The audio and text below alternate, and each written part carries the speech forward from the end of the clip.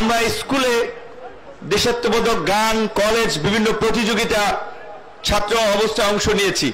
সেখানে গজলের একটা গজল পড়েছিলাম, যে লাইন ছিল, বরিশালের চরমনাইতে জেগেছে হীরার খনি। যারা আই থিঙ্ক গজল পড়েছেন তারা জানেন। তো তখন বুঝি নাই এটার মানেটা কি, কিন্তু এখন তো পরিপূর্ণ মানুষ সবকিছু জানি। এখন বুঝতে পেরেছি যে গজল যিনি লিখছিলেন কেন লিখছিলেন। তো আজকে এই পীর সাহেবের আমন্ত্রণে এবং ইসলামী আন্দোলনের প্রেসিডিয়াম মেম্বার, যিনি রাজনৈতিক দলগুলোর সাথে সমন্বয় করেন, যোগাযোগ রক্ষা করে একটা লিয়াজু মেনটেন করেন, আশরাফ আলী আকন ভাইকেও ধন্যবাদ জানাই যে তিনি আমাদেরকে এই সুযোগ করে দিয়েছেন আসার জন্য। তার যদি মেহনত না থাকতো তাহলে হয়তো এখানে আসা হতো না।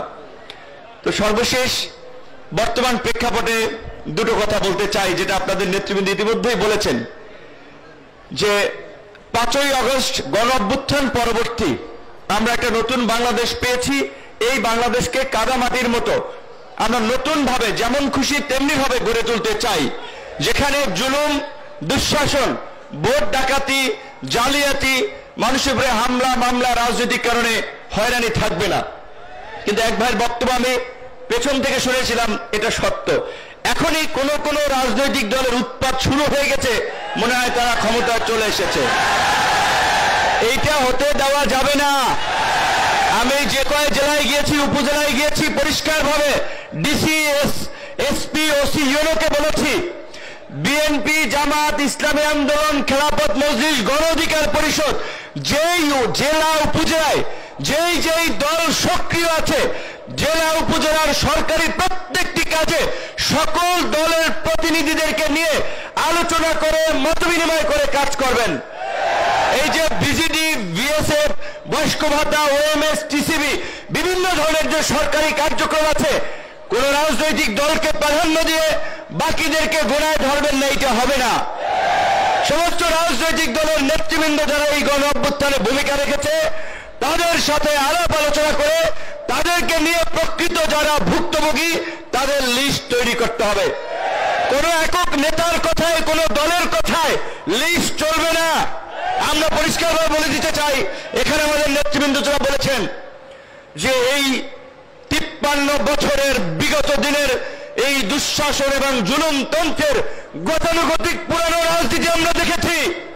আমাদের সামনে সুযোগ এসেছে, সুযোগ আমরা কিভাবে কাজে লাগাবো, কোন প্রক্রিয়ায় যাব, সেটি সিদ্ধান্ত আমাদেরকে নিতে হবে। আমাদের অনেক ভাই এখানে বলেছে কোন দল, ইসলামিক দলের নাম না থাকুক, কিন্তু মৌলিক বিষয়ে দেশ, জাতি এবং দিনের স্বার্থে যদি একমত হয়, তাদেরকে নিয়ে কিভাবে আগামীতে একটা বৃহত্তর শক্তি আপনার গঠন করে আগামীতে জনগণের সরকার গঠন করা যায়, সেইটি এখানকার সম্মানিত আলেম ওলামা এবং মুরব্বীদেরকে ভাবতে হবে।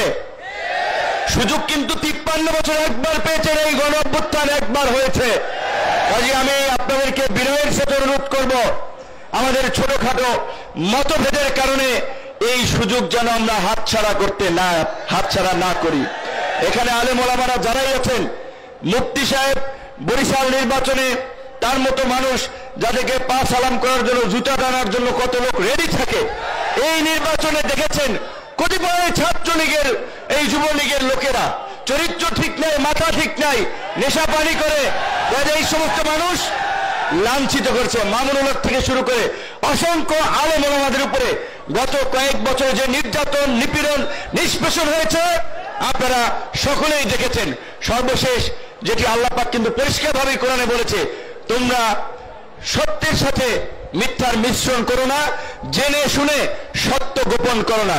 অবশ্যই আগামীতে সুযোগ এসেছে সঠিক মানুষকে নির্বাচিত করে জনগণের খেদমত করার জন্য সংসদে নিয়ে যাওয়া। আমি পরিষ্কারভাবেই বলি, সেই ভালো প্রার্থী যদি ইসলামী আন্দোলনের থাকে তাকে সমর্থন করবেন, সেই ভালো প্রার্থী যদি খেলাফত মজলিসের থাকে তাকে সমর্থন করবেন। ভালো মানুষের, যেটা চরমোনাইর মুরিদ জামা কর্মীরা যে স্লোগান দেয়, নেতা নয় নীতি চাই, পীর সাহেব চরমোনাই অত্যন্ত যৌক্তিক কথা। অবশ্যই শুধুমাত্র নেতা দিয়ে পরিবর্তন হবে না, নীতিরও পরিবর্তন করতে হবে। সেই নেতা এবং নীতির দুটোরই পরিবর্তন করে উপযুক্ত ব্যক্তিদের নেতৃত্বের মাধ্যমে আগামী রাষ্ট্র পরিবর্তনের সুযোগ আমরা আল্লাহ আমাদেরকে দিয়েছে। এই রকমের জুলুম, অত্যাচার, নির্যাতন এত তাড়াতাড়ি এই দৈত্য দানবের পতন হবে আপনারা কেউ কল্পনাও কিন্তু করতে পারেন নাই। এ সম্ভব হতো না আল্লাহর রহমত ছাড়া। কাজে এখন সেই আল্লাহর রহমতকে কাজে লাগিয়ে আগামীর জন আকাঙ্ক্ষার বাংলাদেশ বিনির্মাণ করতে হবে। সেই বিষয়ে আমরা একসাথে কাজ করব এবং যারা বিগত দিনেও জনগণের উপরে ক্ষমতায় গিয়ে অত্যাচার, নির্যাতন, জুলুম করেছে আপনারা জানেন এবং চেনেন। কাজেই নতুন কিছু করতে হবে। সবাই ভালো থাকবেন, সবার কাছে দোয়া চাই। আসসালামু আলাইকুম।